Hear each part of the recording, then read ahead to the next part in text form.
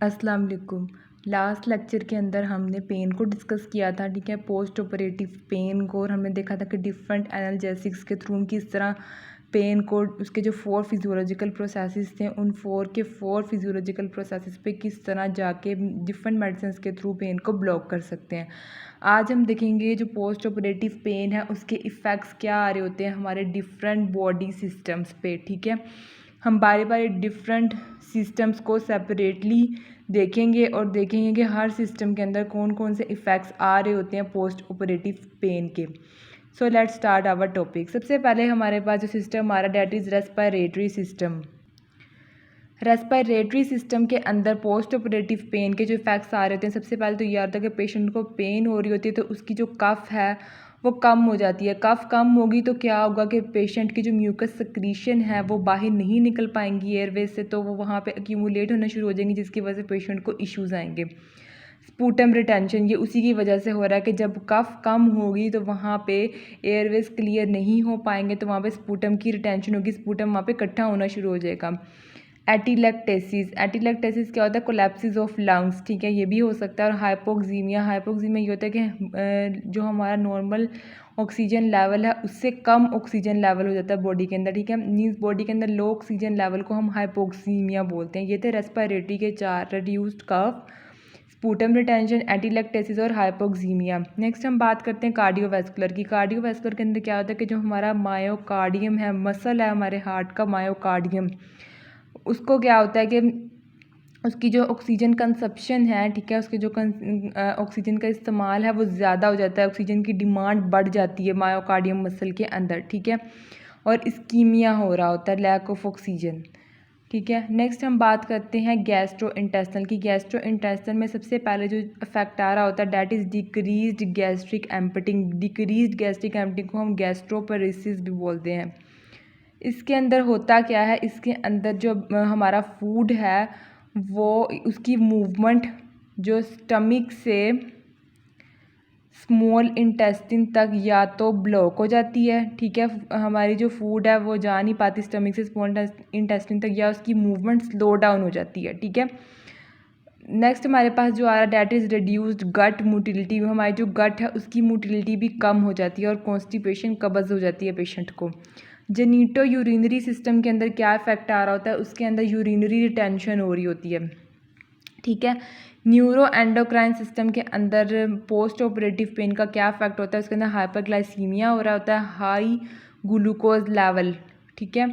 Protein catabolism हो रही होती है। प्रोटीन कैटाबोलिज्म हमारे पास एक ऐसा प्रोसेस है जिसके अंदर जो प्रोटीन ब्रेक डाउन होती है डिफरेंट पेप्टाइड्स के अंदर और फिर अमाइनो एसिड्स वगैरह के अंदर। इस प्रोसेस को हम प्रोटीन कैटाबोलिज्म कहते हैं, ठीक है। प्रोटीन टूट रही होती है अमाइनो एसिड्स में, ठीक है, पहले वो स्मॉल पेप्टाइड्स में टूटती है, उसके बाद वो अमाइनो एसिड्स में कन्वर्ट हो जाती है।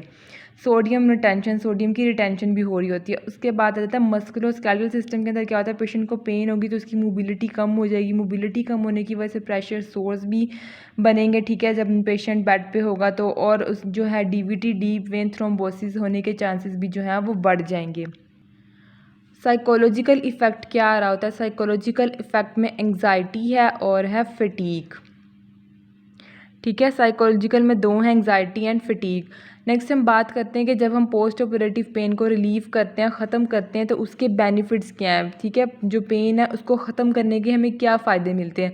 सबसे पहला फ़ायदा जो हमें मिलता है ये कि पेशेंट का कंफर्ट जोन इंक्रीज़ होता है, ठीक है। पेशेंट कंफर्ट फील करता है, सुकून महसूस करता है, उसको पेन नहीं होगी तो, ठीक है। और क्या होगा, पेशेंट की ब्रीदिंग जो है वो अच्छी हो जाएगी और कफिंग भी अच्छी होगी। जैसे हमने लास्ट में पढ़ा कि पेन की वजह से पेशेंट कफ नहीं कर पा रहा होता, उसकी वजह से उसको इश्यूज़ आ रहे होते हैं, ठीक है। उसकी ब्रीदिंग अच्छी होगी, ज़्यादा होगी, कफिंग ज़्यादा होगी, तो उसकी वजह से क्या होगा, उसके लंग्स जो हैं वो एक्सपैंड करेंगे।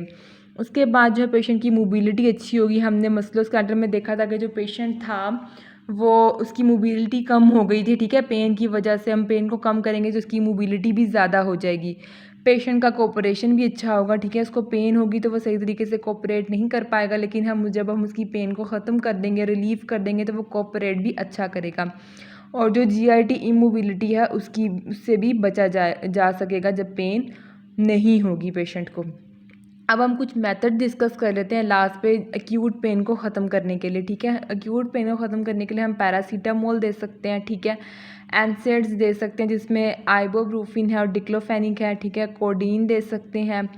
ओपियोइड्स और पैरासीटामोल का कम्बिनेशन दे सकते हैं, ठीक है। मॉर्फिन दे सकते हैं। मॉर्फिन हम इंट्रामस्कुलर भी दे सकते हैं और इंट्रावेनस भी दे सकते हैं, ठीक है। पीसीए दे सकते हैं। पीसीए क्या होता है? पेशेंट कंट्रोल एनाल्जेसिया, ठीक है। और इसको हम पेशेंट कंट्रोल एनाल्जेसिया को एक सेपरेट लेक्चर के अंदर जो है वो स्टडी करेंगे, ठीक है। एपिड्यूरल एनाल्जेसिया दे सकते हैं, ठीक है। एपिड्यूरल एनाल्जेसिया हमने बहुत डिटेल में लास्ट लेक्चर में पढ़ा है, अगर आपने वो लेक्चर नहीं सुना तो उसको लाजमी सुने, ठीक है। साइकोलॉजिकल और बिहेवियरल टेक्निक्स यूज़ कर सकते हैं। हमें पता है कि हम साइकोलॉजी के थ्रू भी पेशेंट की पेन को कम कर सकते हैं, ठीक है। उसका ध्यान किसी और तरफ लगा के मुख्तलिफ मेथड्स हैं वो हम पढ़ते हैं साइकोलॉजी के अंदर, ठीक है। गुड नर्सिंग केयर करके, अच्छी केयर करके पेशेंट की पेन को रिलीव किया जा सकता है। हेल्दी इन्वायरमेंट दे के, ठीक है। हिप्नोसिस का जो प्रोसेस है वो साइकोलॉजिकल थेरेपी के अंदर ही आ रहा होता है, जिससे पेशेंट की पेन को कम कर सकते हैं, ठीक है, या एक्यूपंक्चर के थ्रू।